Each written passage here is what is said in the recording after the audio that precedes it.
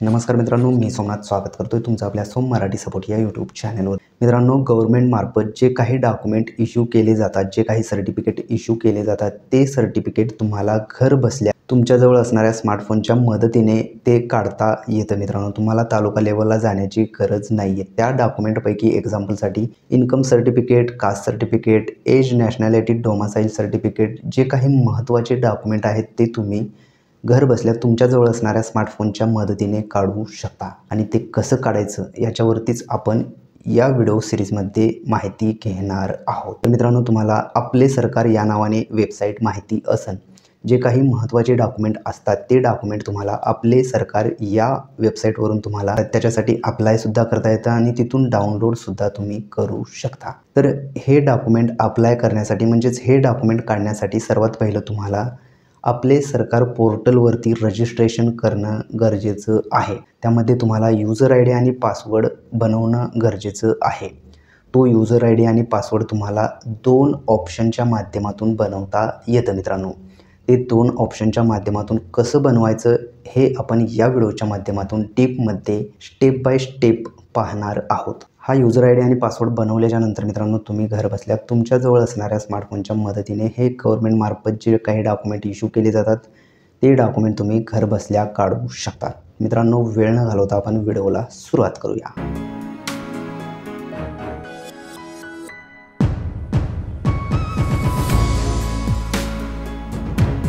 यासाठी तुम्हाला गुगलवरती यायचं आहे आणि आपले सरकार हे टाईप करून सर्च करून घ्यायचं। सर्च केल्याच्या नंतर पहिलीच लिंक असणार आहे आपले सरकार.mahaonline.gov.in या लिंकवरती आपल्याला क्लिक करायचं आहे। या लिंकवरती क्लिक केल्याच्या नंतर तुमच्यासमोर अशा प्रकारचा इंटरफेस दिसेल। थोडंसं मी झूम करतोय। इथे तुम्ही पाहू शकता, झूम केल्याच्या नंतर तुमच्यासमोर अशा प्रकारचा इंटरफेस दिसेल आणि इथे थोडंसं खाली आल्याच्या नंतर तुम्ही इथे वरती जे स्लाइड होत आहेत यामध्ये ऑल गव्हर्नमेंटच्या ज्या काही योजनांचे डॉक्युमेंट आहेत या योजनांचा फायदा तुम्ही इथून घेऊ शकता। ज्यामध्ये कोणकोणते सर्टिफिकेट आहेत तुम्ही इथे पाहू शकता। महाराष्ट्र पब्लिक कंट्रोल बोर्डच्या ज्या काही सर्व्हिस आहेत त्याचा तुम्ही लाभ घेऊ शकताय। त्याच्यासोबतच महाराष्ट्र इंडस्ट्रियल डेव्हलपमेंट कॉर्पोरेशन याचा सुद्धा तुम्ही लाभ घेऊ शकताय। त्यानंतर Nagpur municipal corporation, social justice and social assistance department अंतर्गत ज्या काही सर्व्हिस येतात त्या सर्व्हिसचा तुम्ही लाभ घेऊ शकता। म्हणजे ज्या काही तुम्ही इथे 1 बाय 1 असे चेक करू शकता। भरपूर सर्व्हिस आहेत मित्रांनो, भरपूर गव्हर्नमेंट मार्फत जे डॉक्युमेंट इश्यू केले जातात ते डॉक्युमेंट तुम्ही इथून काढू शकता। आता ते काढण्यासाठी आपल्याला सर्वात पहिलं या वेबसाईटवरती आल्याच्यानंतर अशा प्रकारे इथे यायचं आहे। इथं आल्याच्यानंतर तुम्ही इथे 2 ऑप्शन तुम्हाला दिसत आहेत, एक न्यू रजिस्टर आणि VLE लॉग इन। तर आपल्याला पर्सनली तुम्ही घर बसल्या तुम्हाला काढायचं आहे, त्यामुळे तुम्हाला न्यू यूजर रजिस्टर्ड हिअर हे जे ऑप्शन देण्यात आलेलं आहे या ऑप्शनवरती आपल्याला क्लिक करायचं आहे। आता या ऑप्शनवरती क्लिक केल्याच्यानंतर परत तुमच्यासमोर अशा प्रकारचा इंटरफेस दिसेल। थोडंसं आपण झूम करूयात। आता झूम केल्याच्यानंतर तुम्ही इथे पाहू शकता 2 प्रकारचे ऑप्शन आहेत। म्हणजेच तुम्हाला इथे 2 प्रकारे रजिस्टर करता येणार आहे। पहिल्या ऑप्शनमध्ये तुम्ही पाहू शकता तुमचा मोबाईल नंबर टाकून तुम्ही रजिस्ट्रेशन करू शकता आणि दुसऱ्या ऑप्शनमध्ये तुम्ही मॅन्युअली तुमचं ॲड्रेस, नाव, पत्ता ते टाकून तुम्ही रजिस्टर करू शकता। तर आता आपण 1 बाय 1 दोन्हीसुद्धा पाहणार आहोत। सर्वात पहिला आपण ऑप्शन नंबर 1 पाहूयात। ऑप्शन नंबर 1च्या माध्यमातून रजिस्टर करण्यासाठी सिंपली ऑप्शन नंबर 1च्या पुढे जो गोल टिक मार्क दिलेला आहे त्यावरती आपल्याला क्लिक करायचं आहे। त्यावरती क्लिक केल्याच्यानंतर तुम्ही पाहू शकता तुमच्यासमोर अशा प्रकारचा इंटरफेस दिसेल। थोडंसं वरती येऊयात आपण। आता वरती आल्याच्यानंतर मित्रांनो तुम्ही इथे पाहू शकता इथे जे डिस्ट्रिक्ट देण्यात आलेलं आहे यावरती क्लिक करून तुमचा जो जिल्हा आहे तो जिल्हा तुम्ही इथून सिलेक्ट करून घ्यायचा आहे। एक्झाम्पलसाठी मी एक जिल्हा सिलेक्ट करतोय। जिल्हा सिलेक्ट केल्याच्यानंतर तुम्हाला इथे मोबाईल नंबर जो देण्यात आलेला आहे इथे तुम्हाला तुमचा मोबाईल नंबर टाकून घ्यायचा आहे। मोबाईल नंबर टाकल्याच्यानंतर इथे खाली तुम्ही पाहू शकताय सेंड OTPचं जे ऑप्शन देण्यात आलेलं आहे, मोबाईल नंबर टाकून सेंड OTP केल्याच्यानंतर 1 टाईम पासवर्ड म्हणजेच एक OTP सेंड केला जाईल। तो OTP आपल्याला OTP पासवर्डमध्ये टाकून घ्यायचा आहे आणि यूजर नेममध्ये तुम्हाला एखादं यूजर नेम सिलेक्ट करायचं आहे। एक्झाम्पलसाठी मी तुम्हाला दाखवतो मित्रांनो।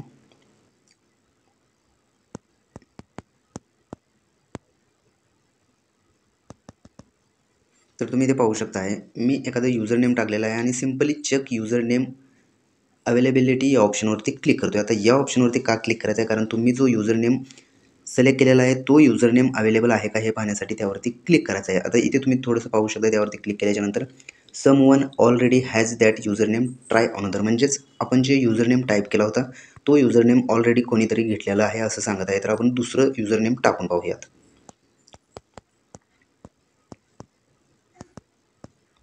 तर तुम्ही पाहू शकता मी अजून एक युजर नेम टाकलेला आहे. आता चेक अवेलेबिलिटी या ऑप्शनवरती क्लिक करतोय. या ऑप्शनवरती क्लिक केल्याच्यानंतर तुम्ही इथे पाहू शकता you can use this user name, म्हणजेच तुम्ही हे जे युजर नेम टाकलेला आहे तो युजर नेम तुम्ही यूज करू शकता. तर सिंपली ओके करायचं आहे. आता ओके केल्याच्यानंतर मित्रांनो तुम्ही इथे पाहू शकता इथे आपल्याला खाली पासवर्ड टाकून घ्यायचा. जो फर्स्ट ऑप्शन देण्यात आलेला आहे पासवर्ड, इथे एक आपल्याला पासवर्ड क्रिएट करायचा आहे आणि तोच पासवर्ड कन्फर्म पासवर्डमध्ये टाकून घ्यायचा आहे. एक्झाम्पलसाठी तुम्ही पाहू शकता citizen@123 जे वरती देण्यात आलेलं आहे. अशा प्रकारे तुम्ही तुमचं पासवर्ड क्रिएट करू शकता असं सांगण्यात आलेलं आहे. त्याच्यानंतर हे पासवर्ड टाकल्याच्यानंतर फुल नेम इंग्रजीमध्ये तुम्हाला टाकून घ्यायचा आहे. ऑटोमॅटिकली फुल नेम मराठीत येईल. जर नाही आलं तर तुम्ही टाईप करून घ्यायचं आहे मराठीमध्ये. त्याच्यानंतरच तुम्ही इथे खाली पाहू शकता डेट ऑफ बर्थ, तुम्हाला तुमची डेट ऑफ बर्थ टाकायचं आहे. त्यानंतर एजमध्ये ऑटोमॅटिकली एज येणार आहे. एज जर नाही आलं तर तुम्ही मॅन्युअली टाकून घेऊ शकता. आता ही संपूर्ण माहिती भरल्याच्यानंतर ज्यामध्ये पाहू शकता डिस्ट्रिक्ट, मोबाईल नंबर आणि मोबाईलवरती आलेला OTP, त्यानंतर युजर नेम, त्यानंतर पासवर्ड, त्यानंतर इंग्लिश मराठीमध्ये full name, date of birth आणि इथे खाली जो आय ॲक्सेप्टचा बॉक्स देण्यात आलेला आहे यावरती क्लिक करायचं आहे, टिक मार्क करायचं आणि यावरती टिक मार्क केल्याच्यानंतर सिम्पली रजिस्टरचं जे ऑप्शन देण्यात आलेलं आहे या ऑप्शनवरती आपल्याला क्लिक करायचं आहे. तर तुमचं रजिस्ट्रेशन सक्सेसफुली होणार आहे. रजिस्टर या ऑप्शनवरती क्लिक केल्याच्यानंतर आता हे रजिस्टर्ड केल्याच्यानंतर सिम्पली तुम्हाला परत इकडे यायचं आहे. होममध्ये येतो आहे, तुम्ही पाहू शकताय. होममध्ये आल्याच्यानंतर इथे थोडंसं झूम करतो आहे. इथे झूम केल्याच्यानंतर इथे पहिल्या बॉक्समध्ये युजर नेम आणि खालच्या बॉक्समध्ये पासवर्ड टाकायचा आहे. हा कॅप्चा या बॉक्समध्ये टाकून तुम्हाला तुमचा इथं जिल्हा सिलेक्ट करून घ्यायचा आहे. जिल्हा सिलेक्ट करून सिम्पली लॉग इन या ऑप्शनवरती क्लिक केल्याच्यानंतर तुम्ही लॉग इन होणार आहात. आता आपण रजिस्ट्रेशनची दुसरं ऑप्शन आपण पाहूयात. मित्रांनो, आता दुसरं ऑप्शन पाहण्यासाठी परत आपल्याला न्यू युजर रजिस्टर हिअर या ऑप्शनवरती क्लिक करायचं आहे.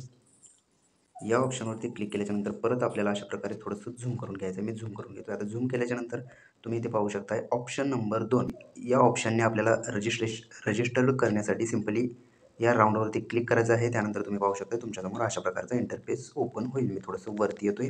आता वरती आल्याच्यानंतर मित्रांनो तुम्ही इथे पाहू शकता यामध्ये आपल्याला काही माहिती भरून घ्यायचं आहे. आता इथे पहिलंच मित्रांनो अप्लिकंट डिटेल जे देण्यात आलेलं आहे यामध्ये आपल्याला माहिती भरून घ्यायचं. तुम्ही इथे पाहू शकता इथे तुम्ही कोण आहात, म्हणजे ॲडव्होकेट आहात, कुमार, कुमारी, मिस, मिसेस अशा प्रकारे इथून सिलेक्ट करायचं आहे मित्रांनो. तर अशा प्रकारे सिलेक्ट केल्याच्यानंतर इथे फुल नेम इन इंग्लिशमध्ये तुम्हाला तुमचं पूर्ण नाव इंग्लिशमध्ये टाकून घ्यायचं आहे. खाली फुल नेम इन मराठी हे ऑटोमॅटिकली येणार आहे. जर नाही आलं तर तुम्हाला मराठीमध्ये टाकून घ्यायचं आहे.